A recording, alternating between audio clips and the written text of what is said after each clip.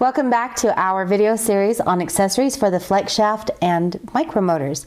Last time we talked a little bit about drill bits and burrs, and this time we are going to be talking about mounted and unmounted accessories. There are so many.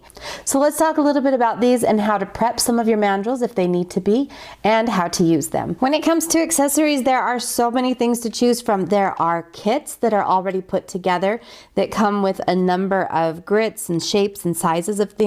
We also have those that can be used to give textures, to finish polishing, and then there's also a number of different mandrels.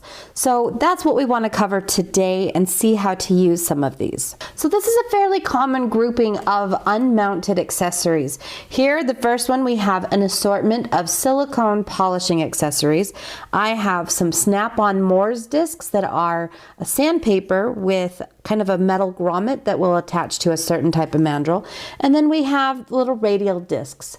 Within this viewing right here, we have at least 3 different mandrels that are going to need to be used. Let's take a look at the silicone polishing assortment. Now, I have 2 different types of mandrels that are going to need to be used. One is a screwed mandrel. Now that has a little screw head right on the tip of this, and there are so many options, and there's things that you need to be aware of.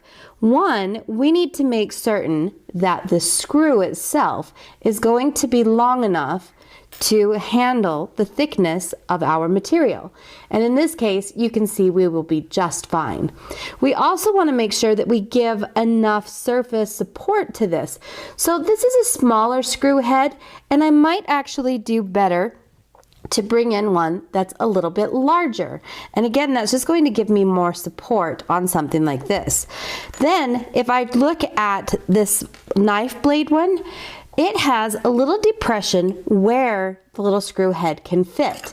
So in this case, the larger one might not be such a good option, as the head of this is larger than that depressed area. So here I might use the smaller one, and I want to make certain that the accessory that I'm using is not too large for the hole that is given for my accessory. So I may have to actually just kind of take and kind of screw this down a little bit. What I like to do is get it to a point where it starts to come through, and then I can put it into the accessory, and I can do a bunch of this by hand, or I can use my screwdriver to do this. But one of the things that makes it really easy to do is if I mount this into my handpiece, and then I can use my flex shaft or my micromotor to bring that down and screw it into place, hold it tight, and just make certain that that's tight. And now we have a mounted accessory. In the case of my pins that are more vertical and cylindrical, because there are a couple of them, then we use what is called a tapered thread. Now again, you want to make certain that this tapered thread is not too large. So they do come in different sizes and thicknesses. So if this tapered thread here is too big for the hole that is in this, I'm going to end up splitting my accessory. So you do need to kind of take care for that.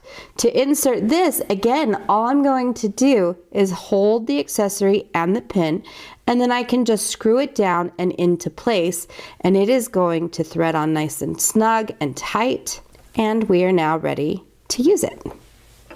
When I'm using little radial discs, it is important that the legs of this go in the right direction. So you may have to experiment a little bit, but in this case, I have a flat side and I have a side that has a little bit of a texture.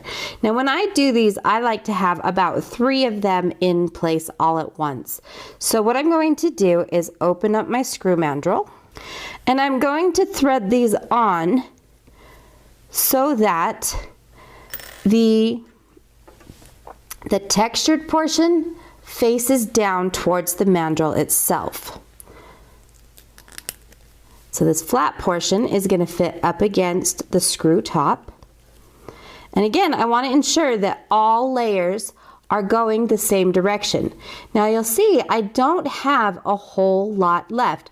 So I don't believe I could get away with 4 layers on this and still have enough for it to securely fit into the mandrel itself.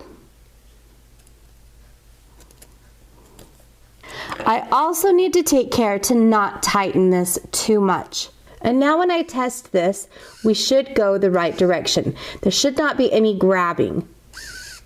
If it grabs, you probably have these installed backwards and you'll just need to unscrew this and remount them. One of my favorite unmounted sanding accessories are Morse discs. Now these come in a variety of sizes and grits as well as materials. And the way that you use these is with a special mandrel that has a square head and it's also split. And what will happen is you are going to push these together and then just push on the disc and it will open back up and hold it all into place. To remove that, I'm going to push the slot together and then I can pull it off. The thing that's kind of nice about the Morse discs is I can mount them either facing up or facing down, just depending on what my needs are. If you happen to be left-handed or you tend to run your micromotor or flex shaft in reverse, you can get some mandrels that are left-handed threaded. So in this case, we again have the tapered thread, we have a drum mandrel, as well as a screw mandrel. Now typically, but not always, as you can see by my thread or my tapered mandrel, there will be a small notch at the bottom of my mandrel, and that to me will indicate that it's a left thread. Now in the case of this screw mandrel, it is not indicated. So what I would probably do is take a little bit of nail polish or a marker, or I may even take a saw blade and create a notch in there just so that when I see this, I will know that this is a left-handed thread rather than a typical right-handed thread. If I use one of my mandrels that are with a right-handed thread, but I run my machine in reverse, it will unscrew the top and whatever accessory I have on here will then tend to pop off. Another well-loved accessory in my studio are the drum mandrels, and these are sanding bands. So they come in a 1/4 inch or 1/2 inch drums. Now this is a sandpaper drum, so it has sandpaper that goes all the way around it, and they fit on these special mandrels. To install the sanding band, I make sure that it's nice and loose here, and then I can simply slide on my band. And now I will tighten up the drum. And what's going to happen is as that top comes down, it's going to compress that rubber and push it out. So then we have a nice secure fit. Now it is worth noting that they typically come with a 1/8 inch shank. So you're going to want to make certain that you have that ability whether you're using a micromotor or your flex shaft. Mounted accessories come in a wide variety of items as well. And that just means that they already are mounted. There's nothing to screw or unscrew. Typically it's got some kind of a rivet head on this. There's no way to remove that or anything. Now, once you're done with an accessory, you can always break it off or cut it off, and then you can save your shank and repurpose that for some other need, whether it becomes like a burnisher or something else. When I'm working with one of these screw top mandrels, sometimes there tends to be a little sharp edge, especially right there where the notch begins. So in order to avoid having that accidentally hit my piece and mark it up and create something that I need to clean up, I like to take one of these Morse discs. In this case, it's more of a fine grit, so this will take a little bit longer, but if I find that it needs still a little more, then I might move to a coarser disc here. But simply just going to run this along this Morse disc.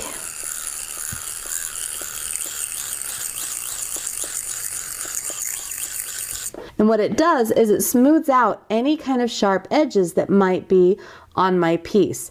This is a very wise idea, and you can take this all the way through a polished finish so that if it does happen to hit your piece, it will act more as a burnisher rather than a texturing item. Another thing that should be noted is sometimes these have a little bit of what I would call a thicker collar. So in this case, I have a 3/32 inch shank, but there is a 1/8 inch thickness up here towards where we have the screw end. And what that's going to do is give a little bit more stability and strength, especially if you're working with something at a higher speed. You are definitely not going to have the tendency to have that flop over if you get a little bit of torque on that while you're going at high speed. Here in my studio, I try to find those that have that thicker collar. I tend to like those a lot better just because of that strength and durability. As you can see, we've covered quite a bit. Now, when it comes to mounting your accessories, one of the things that you're going to want to do is make certain that the mandrel or shank size actually fits what you have for your flex shaft or your micromotor. As we continue this series, we are going to begin talking now about the polishing process. And there are going to be several videos in that because it always differs depending on what it is that we're doing. So make sure you give me a thumbs up, subscribe, and ring that bell and mark for all notifications, and you won't miss any of the series. Now, it should go without saying, anytime you use these tools, you must take the safety precautions. Wear your safety glasses, a mask, pull your hair back, and work safely. If you have any questions about the accessories, the processes, any of that, make sure you drop those into the comment section so that I can answer those in the upcoming videos in this series. We'll see you guys next time. Have a good one.